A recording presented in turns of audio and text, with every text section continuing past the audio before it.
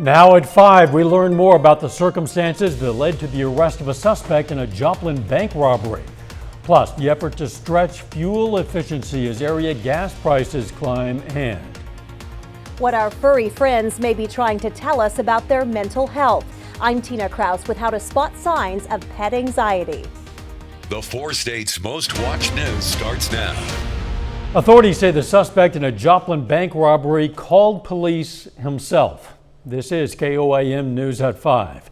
A surveillance image shows a man who robbed the Great Southern Bank on South Rangeline Monday morning. Police say the robber told a teller he had a weapon and left with an undisclosed amount of cash. Police say after they released that image, they received a call from a man identifying himself as Vincent Gebson. The caller said he resembled the robber, but said it was not him. Well, authorities compared photos of the robber and Gebson, specifically a hand tattoo, and they determined they are actually the same person.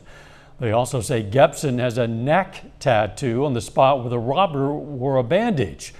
Investigators say they have evidence Gebson acquired a surgical mask shortly before the robbery, paid an outstanding bill with cash in Joplin shortly after the robbery, and walks with a limp like the robber. Gebson is now in jail, charged with the robbery. Doug Hetty joins us now with a first look at the weather. Well, it's pretty hot out there. Temperatures have been pressing all the way up into the upper 80s to near 90 degrees. Can we get max 1 popped up here? We do have pretty much clear skies across the region. If we can get max 1 popped up, but you can see outside we are seeing pretty much clear skies across the region. Temps upper 80s to near 90 degrees, and our heat indices are into low to mid 90s at this point in time. We do have thunderstorm chances in the forecast, so we're going to be looking at that here in just a bit. See you then.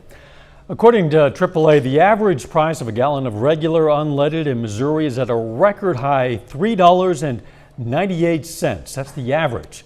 That's leaving some looking at ways to conserve fuel. In some cases, that may mean switching to an electric or gasoline-electric hybrid vehicle. Frank Fletcher Toyota in Joplin says they've seen more people looking for hybrid cars. We get a list, and they typically are the first ones that go every time we get those lists because they're in pretty high demand right now. An electric vehicle may not be an option for everyone. Tonight at 6, we're going to hear some tips on conserving fuel in an all-gas vehicle. The Senate has failed to advance a bill that would enshrine abortion access into federal law. Today's 51-49 vote was almost along party lines. Democrats in the split Senate lacked the votes to overcome a Republican-led filibuster. Paris Hilton is in the nation's capital to push for federal legislation to combat what advocates call institutional child abuse. The socialite and former reality TV star says she was abused at a facility for troubled teens in Utah when she was younger. Mola Lange reports. Socialite and former reality TV star Paris Hilton wiped away tears as she sat in a confinement booth, similar to the one she says she experienced at Provo Canyon School in Utah, where she spent time as a teenager. I knew if I screamed for help or protested, I would be in there longer or be injected with a sedative. So I learned to sit still on the floor with my knees crouched to my chest and cry as quietly as I could. Hilton was joined by other survivors of congregate care facilities, as well as their relatives, as they call for federal action to combat what they describe as institutional child abuse. I can still hear the screams of the other girls in solitary yelling, "You're hurting me, you're hurting me." I just want the flashbacks to stop. There needs to be accountability. Yes. It's estimated there are between 120 to 200,000 minors in congregate care facilities in the United States. Many arrive through child welfare and juvenile justice systems. Others are placed through school districts, refugee resettlement agencies, mental health providers, or parents seeking help for their child's mental health or behavioral issues. But survivors say instead of treatment, they were tortured. This abuse has led to years of trauma-induced insomnia with complex PTSD that I and countless other survivors of institutional abuse struggle with to this day. Advocates are calling for federal oversight of these facilities to protect children. Mola Lange, CBS News. Reform advocates estimate the congregate care industry receives $23 billion each year in public funds. A group of lawmakers on Capitol Hill are working on the issue and are expected to introduce legislation soon. A Girard woman is finally getting the chance to go on her dream vacation with her son. Billy Messinger is a mother who was diagnosed with terminal cancer. Recently, she was put in hospice care. Billy has a 10-year-old son, and she's always dreamed of taking him to Myrtle Beach in South Carolina. Well, with the help of a social worker and nurse, they were able to make that dream a reality. To be able to show my son things that I always wanted to show him, because I'm going to miss out on so much of his life. It gave me hope that he's going to be okay when I'm gone. The Dream Foundation and Care to Share Crawford County also helped organize that vacation. Still ahead, the newest inflation report. The cost of living continues to climb, but there may be a sign the worst is behind us. I'm Danya Backus with the latest report on consumer prices. But first, the mental health of pets. That's next in Health Watch. Topping today's Health Watch, new research out of St. Louis finds medication to treat opioid abuse is underutilized. In a study of 180,000 patients treated for opioid disorder, more than 50% of them were not given the potentially life-saving drug buprenorphine. Authors of that study say because the drug is also an opioid, some doctors may be hesitant to prescribe it. Your sex and how you brew your coffee may play a role in how it impacts your cholesterol. A new study published in the journal Open Heart finds 3 to 5 cups of espresso a day was linked to high cholesterol, especially among men. And when it comes to filtered coffee, women who drank 6 or more cups a day were shown to have higher cholesterol levels, but not men. Stress may be linked to fertility issues in women. In intestinal rats, researchers found diminished egg reserve and reduced fertility for female rats exposed to screams. They found the noise decreased estrogen and hormone levels that play an important role in reproductive development. Whether at home, school, or in the workplace, research shows having a dog around can improve people's well-being. A lot of you know that already, but new British study shows most pet owners don't spot the signs of depression and anxiety in their four-legged friends. Tina Kraus has that story. Sit, Maisie. Good girl. Pets are trained to tune in to their owners, but listening doesn't always work both ways. Well, I'm sure everybody can tell you about how your dog knows when you're in a bad mood and knows how to come and cheer you up. But unfortunately, we're not as good at reading them. New research from Guide Dogs UK reveals nearly 75% of Britain's dogs show signs of depression or anxiety, with 18% showing symptoms every week, and only about a third of owners recognize those signals. How do I know if he's feeling anxious or sad? The main things to look out for are disinterest in things that they used to be interested in, going off their food. So you can look at their little faces. If they're kind of lip licking a lot, if they're yawning a lot, that's kind of a sign of immediate stress. Experts predicted a surge in poor pet mental health after the pandemic. Suddenly we're all kind of going out again, and they've got used to us being at home. They're used to us being there and playing with them. Dr. Helen Whiteside says just like people, dogs get bored too, so creative play is crucial to good health. While you're out for your walk, why don't you make it not just a physical walk for them, but like a mentally stimulating walk when they kind of are sniffing the lampposts and things like that to find out what's going on around them. Researchers say that extra mental boost for your fur baby could improve your health too. Tina Kraus, CBS News, London. Research shows depression in dogs can be triggered by life changes such as divorce, house moves, or children growing up and moving away from home. And that is a look at today's health news. A little bit later, our pet vet on call. Hi, I'm Dr. Eva Dudek from Parsons Pet Hospital. Coming up, we're going to talk about porcupines in southeast Kansas. Plus, the heat sticks around. Also, thunderstorms back in the forecast. We're going to look at that coming up. Well, it definitely turned out to be another hot and humid day for us today. Temperatures right around 90 degrees, but heat in the season to the mid to upper 90s, the way it actually feels to your skin. Quite a bit of sunshine across the region. Looks pretty good. Indigo Sky Casino and Resort, of course, Indigo is just outside of Seneca, Missouri, but clear skies for us across the region. But it's warm. Temperatures sitting upper 80s to near 90 degrees. We have lower 90s once you get into northeastern parts of Oklahoma. And you can see we aren't alone. Everybody across the Central Plains, upper 80s to lower 90s, and the heat will stick around over the next few days. Here's 7th and Rangeline, currently outside in Joplin, sitting at 88, a south wind at 9, but look at our feels like temperature, almost 100 degrees, which we shouldn't see that in the month of May, maybe late June, heading into July. Through the evening hours, we slip back through the 80s, 70s, we bottom out, upper 60s, to near 70 degrees for an overnight low. But clear skies, nothing really going on. Any thunderstorms staying well to our north across parts of Minnesota into North Dakota, and we'll get a few more that kind of start to build in western parts of Kansas down through the panhandles of Oklahoma and Texas. But in general, all these are going to stay out to the west for us tonight. But you can see this system, which is out across the western third of the country, that system will start to change our weather up as we go down the road, heading into Friday and Saturday with chances for showers and thunderstorms. Let's go through time. We're going to stop tomorrow morning, 6:30 in the morning, upper 60s to near 70, partly cloudy skies. We heat up again. We're going to stop at 4 o'clock in the afternoon, very similar to what we are seeing today. Temperatures right around 90 degrees. 68 to start, 85 by noon, high of 90, south winds at about 5 to 10. Tomorrow night, thunderstorms get going out to the west. So we'll see an increase of clouds by Friday morning, late tomorrow night and Friday morning. Some scattered thunderstorms get in here on the Kansas and the Oklahoma side. Some of these could be strong, maybe low grade severe.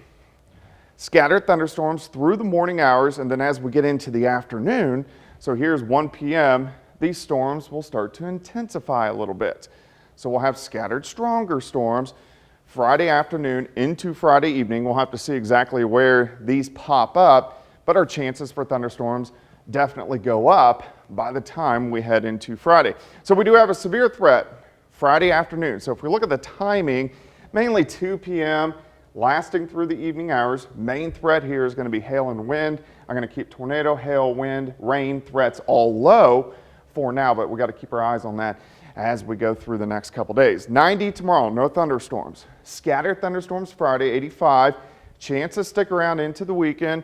Early next week, Monday and Tuesday, we dry out briefly by the time we head into Wednesday. So if we look at our severe weather threats, low threats are the yellow days. We have a low threat for severe weather Friday, Saturday, Sunday, next Tuesday, the 20th, next Friday. Moderate threat on the 21st. We have a threat on May 22nd. Moderate threat on the 23rd and 24th. So it gets pretty active here once again, especially as we go into next week. We've been pretty fortunate the past few days. Even though it's been hot, but thunderstorms re-enter the forecast. As is typical for May, I hope that this atypically hot May doesn't indicate what we might see later in the summer. Yeah, let's hope not. Thanks, Doug. Coming up, encouraging news in the latest inflation report. First, though, we honor a local Vietnam War veteran. Chanute, Kansas native Thomas Graham served in the U.S. Navy from 1965 to 1968. And we're proud to salute Thomas Graham, a four-state hero. Topping today's Consumer Watch, inflation continues to march higher, but there might be a glimmer of good news in the latest data. Danya Bacchus explains. Gas is at a record high, forcing many Americans to adjust their budget. I definitely am eating a lot more chicken and rice, a lot more top ramen. But food is also getting more expensive.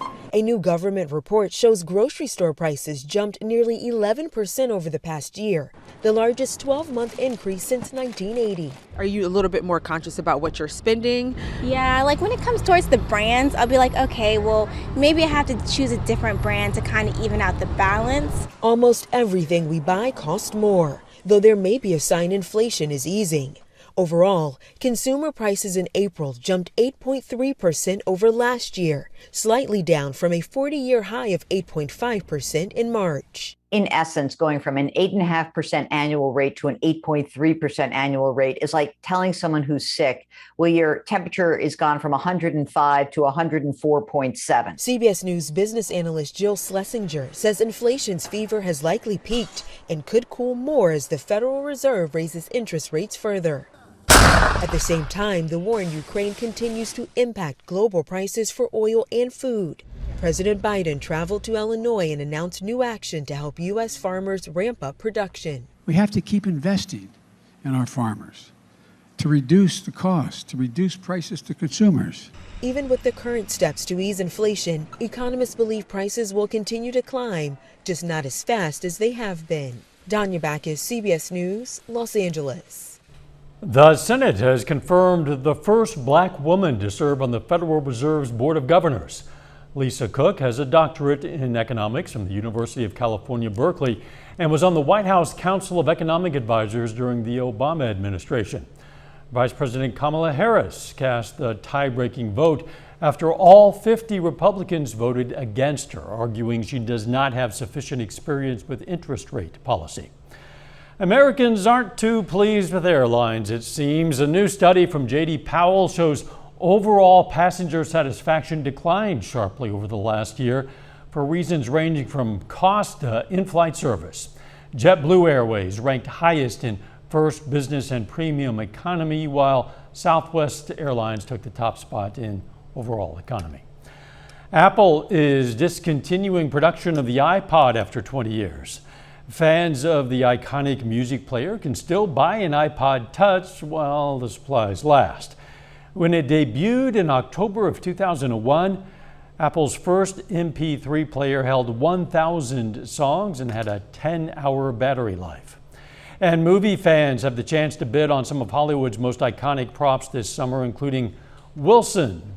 That's the beloved volleyball that kept Tom Hanks company on a deserted island in Castaway. Also this, the top item is an X-Wing firefighter from the original Star Wars movie, expected to go for $1 million. Also available, Thor's hammer and Dan Aykroyd's Ghostbusters costume. Our pet vet on call next.